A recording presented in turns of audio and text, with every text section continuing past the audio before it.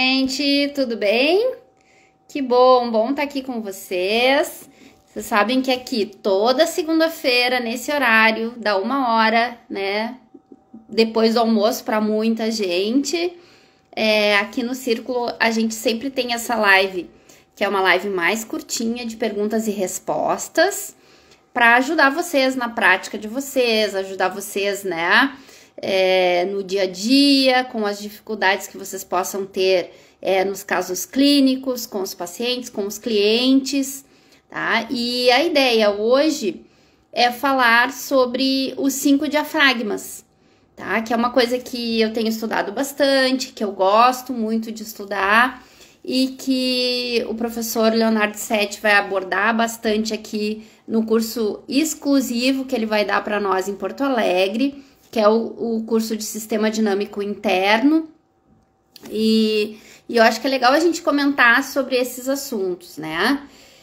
Uma coisa que é importante é a seguinte: cada vez mais nós precisamos focar em vários aspectos das disfunções que os nossos pacientes têm.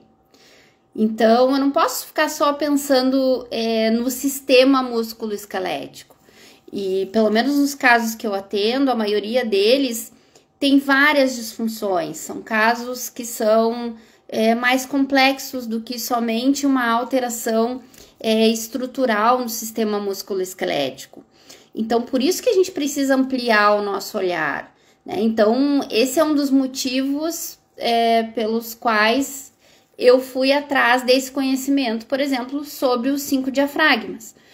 Então, eu fiz em 2019 o curso com o Bruno Bordoni, que é esse artigo dos 5 diafragmas.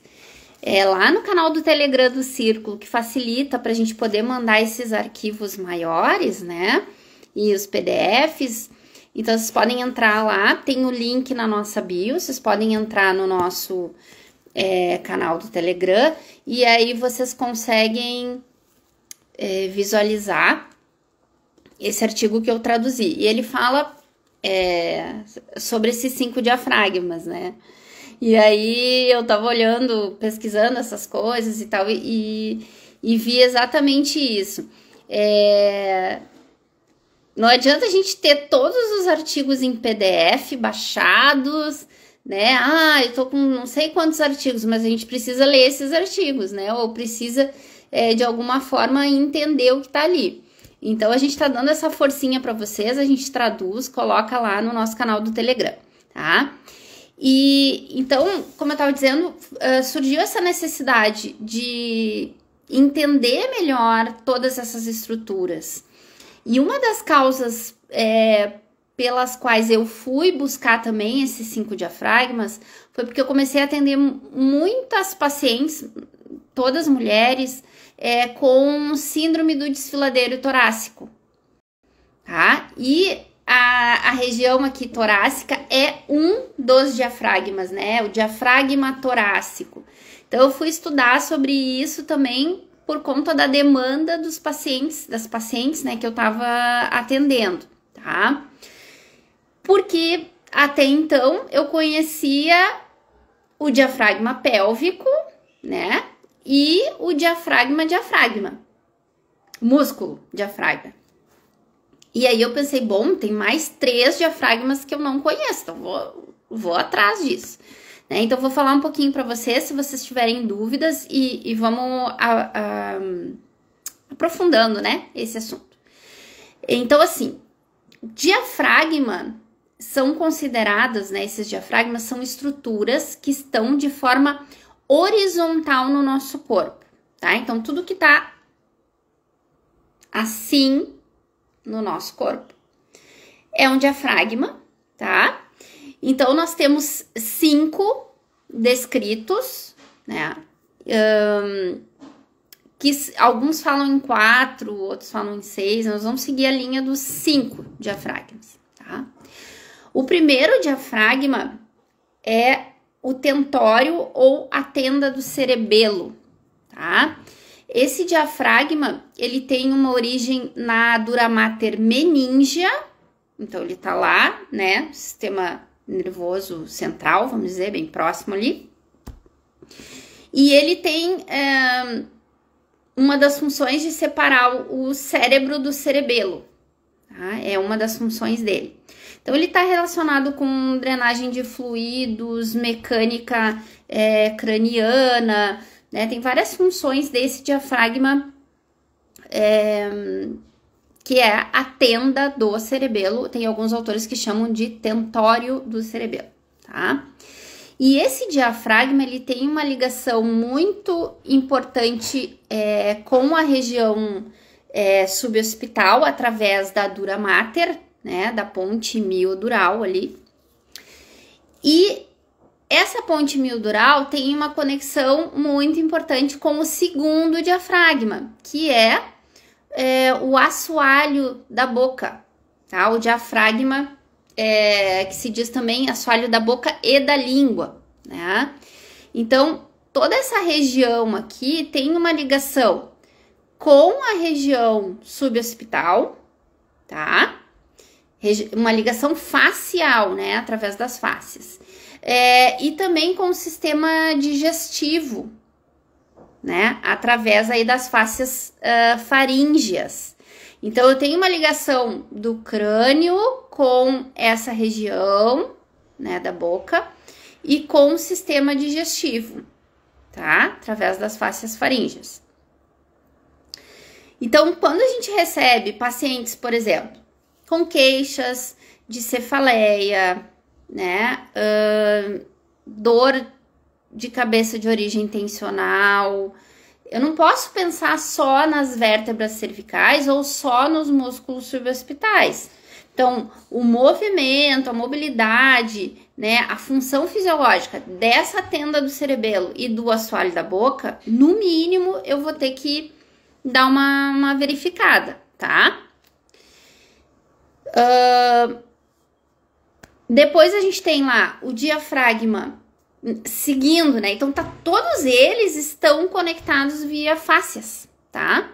Então, seguindo, a gente tem o diafragma torácico, que foi um motivo que eu comecei a estudar justamente por causa dos pacientes com síndrome do desfiladeiro torácico, né? Então, aqui a gente tem uma ligação com a pleura parietal, então uma ligação direta, né, com região do pulmão, e com a fáscia de Sibson, tá?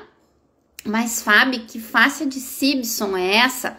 Fáscia não é tudo igual, não é a mesma coisa, não é assim, é e não é, né? Porque o que acontece? Cada autor denomina, né? Se o cara descobriu a fáscia plantar, ele vai lá e chama de fáscia plantar. E a fáscia de Sibson, que é uma fáscia que liga, faz o encontro das fáscias dos membros superiores com a fáscia cervical e a fáscia pleural. Então, olha que interessante, né? Muitas vezes a gente vai ter que mexer nessa região do diafragma torácico e externo, caixa torácica, para trabalhar uma disfunção do membro superior ou uma disfunção da cervical, né? Ou uma disfunção pulmonar. Por quê? Porque essas fáscias se encontram, se juntam nessa fáscia de Sibson. E tudo isso se continua em direção daí, vai entrar, né, o pericárdio, e o pericárdio faz uma continuidade com o diafragma músculo. E tem uma figura que eu acho fantástica, que é da Fascia Research Society, que é uma figura de dissecação de fáscia, que tá assim, ó, tá o diafragma e aqui tá o coração. Não tem descontinuidade, o tecido facial recobre tudo, né? E é muito legal isso. Então, a gente chega no quarto diafragma, né? Então, a gente falou da tentório, tenda do cerebelo, assoalho da boca, diafragma torácico E agora a gente tem o diafragma músculo diafragma, né? Que é um dos músculos mais geniais, assim, importantes do corpo, porque ele tem funções, N funções. Então, por exemplo, essa ligação dele com a região torácica, né? Como eu sempre comento, né? Não tem como não ver se o diafragma tá... avaliar o diafragma, avaliar sua movimentação, sua função, em pacientes que têm queixas de membro superior, por exemplo, ou queixas cervicais, ou queixas de ATM, né? Para quem estuda mais os trilhos anatômicos do Thomas Myers, todas essas estruturas estão no que o Myers chama de linha profunda anterior. Então, uma linha profunda do corpo ele não inclui na linha profunda a tenda do cerebelo, mas ele vai até a língua, tá? E inclui os músculos da ATM. Então já fica a dica aí, tá? E o músculo diafragma, ele tem N funções, não só respiratória, né? Como, por exemplo, a regulação da pressão intracavitária, a dinâmica dos fluidos, né? A sincronia, que se diz, né? O Bruno Bordoni fala muito isso. A sincronia desses 5 diafragmas mostra que os nossos principais sistemas estão funcionando bem. Quando um desses diafragmas entra em disfunção, isso pode predispor o indivíduo, né, a doenças e, enfim, né, alterar o funcionamento do sistema, ou gastar mais energia para a regulação interna do corpo, né? E aí ele fala muito isso, assim, que o diafragma músculo, ele não tem só as funções mecânicas que a gente pensa, estabilização, alteração da pressão intracavitária para respiração, mas ele tem uma função muito importante no massageamento dos órgãos internos, ou seja, para dar mobilidade, para dar funcionamento para os órgãos internos, né? E também essa questão da drenagem dos fluidos, tá? Então, assim, muitas vezes, eu trabalho com drenagem, eu trabalho com fisiodermato funcional, o que eu poderia fazer mais para, né, deixar o atendimento melhor, dar mais, oferecer mais para o meu cliente? Avaliar a função do músculo diafragma, sem falar nos outros diafragmas, né? Mas agora vamos focar nisso. Por quê? Porque respirações lentas e profundas em que se utiliza o músculo diafragma acabam fazendo com que a gente potencialize a função tanto do retorno venoso quanto do sistema linfático, tá? Se diz que mais ou menos 60% dos coletores principais estão abaixo do diafragma, né? Que depois vai desembocar aqui no ducto torácico, né? O torácico. Então, como é importante estar atenta à função do diafragma, né? E muita gente pega, vai lá, já vai para os membros inferiores, já vai drenando e tal, e nem faz essa conexão. Então, eu tô aqui para ajudar vocês a fazerem essa conexão, tá? E depois a gente tem, então a gente falou da tenda do cerebelo, a gente falou do assoalho da boca, a gente falou da diafragma torácico, diafragma músculo respiratório, e agora tem o diafragma pélvico, tá? Que também é uma estrutura que está horizontal no nosso corpo, assim como os outros diafragmas, e tem uma função muito importante na sincronia respiratória com o músculo diafragma. Tem uma função muito importante nas questões sexuais e nas questões fisiológicas de micção e defecação, tá? Então, tem que estar tudo funcionando bonitinho. Então, não tem como, por exemplo, se vocês trabalham com fisioterapia pélvica, se esse diafragma pélvico, ele tá conectado com esses outros que estão acima, e a gente precisa ter essa sincronia no corpo, vocês têm que, né, trazer o olhar de vocês para esses outros diafragmas, tá? E acontece muito, assim, que eu tenho visto, por exemplo, pacientes com queixas na cervical, pacientes que já estão num período, né, de menopausa ou climatério, e que daí começam queixas cervicais, e aí quando a gente vai perguntar, já tem uma disfunção no músculo diafragma, que a gente vê, né? Não que a gente pergunta. Mas quando a gente pergunta sobre questões de perda urinária, por exemplo, já tem uma disfunção no diafragma pélvico. Por toda a alteração, né, de elasticidade no assoalho pélvico, as alterações hormonais que vêm, né, com esse período de climatério, menopausa e tal. Então, mesmo que a minha especialidade não seja fisioterapia pélvica, eu preciso avaliar, eu preciso saber se eu tenho que encaminhar, ou então eu vou trabalhar na sincronia de todos esses diafragmas para ajudar a paciente nesse processo, né? Então, eu costumo fazer isso. Então, eu avalio os 5 diafragmas e eu não preciso tratar todos, eu vou tratar aquele diafragma que está em disfunção, está com falta de mobilidade, está inibido, né? E a gente trata com mobilização, movimentos muito sutis.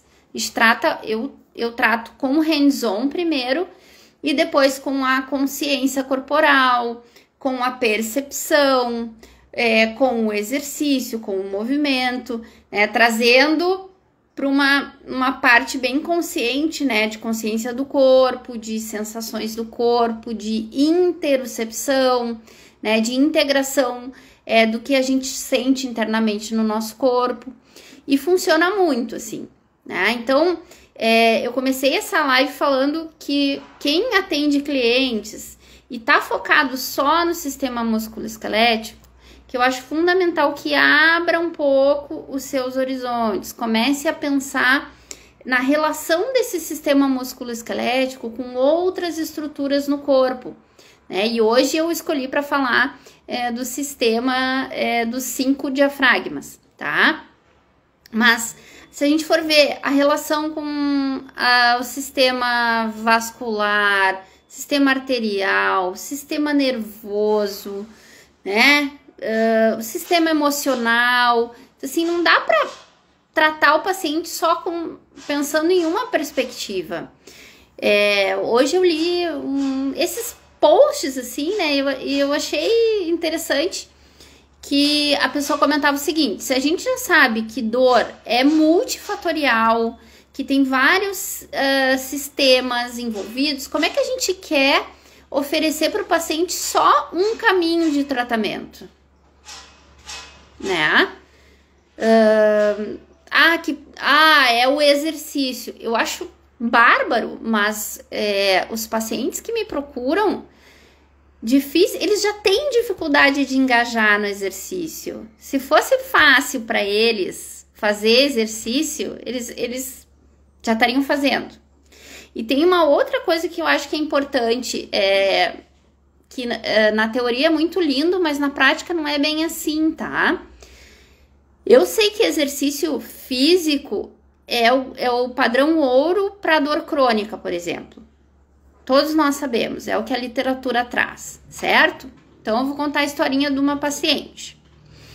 Ela é médica, ela trabalha bastante, enfim, ela tem, né, uma vida bem, assim, ativa, atribulada. Ela está na menopausa, tá? E quando ela começou comigo por dor cervical, a queixa dela era assim: eu tô sempre, segundo ela, com contratura na cervical, eu tô sempre com dor no pescoço, tá.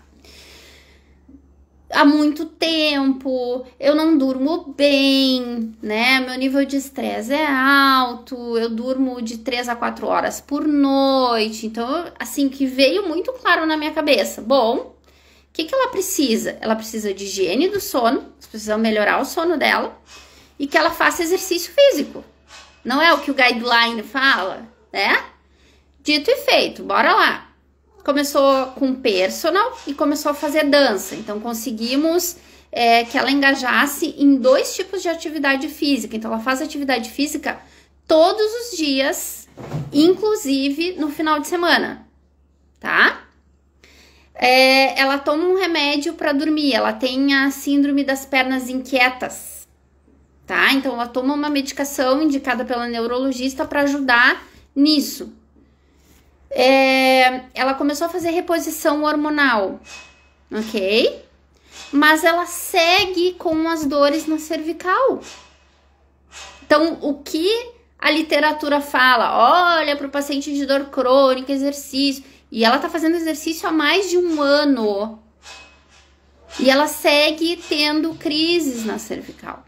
E esses dias, assim, eu costumo conversar com o paciente e dizer, tá, olha só, nós tomamos esse caminho, tu engajou no exercício, tarará, a gente melhorou um pouco o teu sono, eu trabalho o teu sistema facial, eu trabalho a tua percepção, né?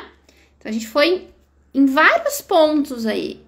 E a gente não tá conseguindo o sucesso. Por que com essa pessoa não consegue o sucesso? O que vocês acham? Sintoma de sensibilização central. E aí, já propus, né? Primeiro, assim, uma outra coisa que eu propus para ela, Má, foi começar com terapia, né? Aí não teve uma aceitação. O exercício a gente conseguiu, né? O que tu sugere aí, Má? Tem alguma dúvida do que eu expus aqui? Então, assim, ela tá com medicação para a questão das pernas inquietas, ela tá fazendo reposição de testosterona. Ela era uma paciente que ela teve muita perda muscular. Então, assim, eu tocava nela, era como se eu estivesse pegando quase uma esponja, sabe? Uma coisa assim. Não tinha músculo, era uma característica esponjosa dos tecidos. Era gordura, a face ali, mais alguma coisa. A Má, neuromodulação não invasiva, a TDCS, meditação. Pois ela é uma pessoa muito agitada.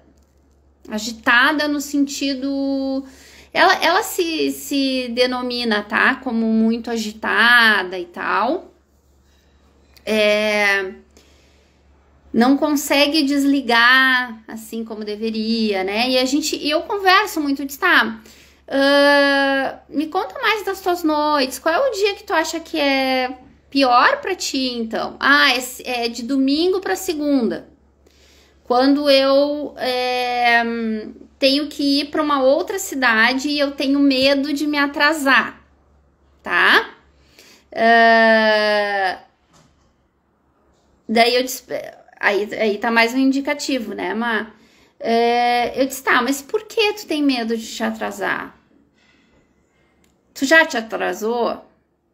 E somos adultos. O que vai acontecer de pior se tu te atrasar um dia? Vocês entendem? Pergunta, né, pra pessoa. E aí ela... Não vai acontecer nada. Pois é. Então, assim... A questão é da gente ver, né, como conseguir tirar o paciente dessas situações que ele se encontra, ajudar, né? Ela fez comigo, ela começou, daí ela ficou um tempo sem fazer, por isso que deu esse ano aí, né? Ela continuou fazendo os exercícios, daí ela parou a fisioterapia, quando começaram essas coisas da pandemia, e voltou há pouco agora. E tá, TDCS ou TMS, tá. E aí a gente vai entendendo que o buraco é mais embaixo, nem sempre, ou no mínimo a gente tem que parar, e sempre eu faço isso, né? Parar, rever os processos, rever a situação do paciente, conversar com o paciente, tá? Depois, me manda se tu tem... Eu conheço algumas pessoas, mas se tu tem alguma indicação aqui em Porto Alegre, tá? Para fazer o TMS ou o TDCS. E aí, claro, tem toda uma questão de convencimento, de explicar para o paciente essa situação e tal, né? E realmente, quando, assim, os tecidos, a periferia tá tensa, tem pontos gatilho, tem menos mobilidade facial, mas não justifica o estado que a pessoa fica, né? Não justifica. Acho que bem por isso aí, né, porque é algo que é desproporcional ao que a gente encontra na clínica, né? E então, bem importante, assim. E aí, olha como a gente tem que sair só dessa questão de sistema musculoesquelético. É um dos fatores, né? A estrutura, o que está acontecendo nos tecidos, o que está acontecendo no músculo, na face, nas articulações, é um dos fatores. E muitas vezes, nesses casos crônicos, é um fator de resposta, responsivo, vamos dizer assim, né? Não é causal, tá? Então, é isso, sim, tá? E aí, estudar esses 5 diafragmas, o estudo da dor, como a Má falou, né? Entender a situação clínica ajuda a gente a ter resultados melhores e ajudar o paciente também, né? A ficar bem, né? Porque ninguém merece ficar numa situação assim, tá? Então, eu comecei essa live falando dos 5 diafragmas e que comentei que agora, né, o professor Leonardo Setti, ele vai abordar muito esse assunto no curso que ele vai dar aqui em Porto Alegre agora, final de outubro, tá? Tem o link na bio para inscrição no círculo, no curso, desculpa. Tem o link da bio pro nosso canal do Telegram, que eu já traduzi o artigo, a gente vai colocar a tradução desse artigo dos 5 diafragmas para vocês. E para a gente começar a estudar e ampliar a nossa visão em relação a esses outros sistemas, né, desse nosso corpo humano tão lindo, tão complexo e tão completo, tá? Então eu vou salvar essa live, se tiver alguém que vocês acham que vai se interessar, manda no aviãozinho para os amigos, tá bom? Ó, super beijo e até a segunda que vem.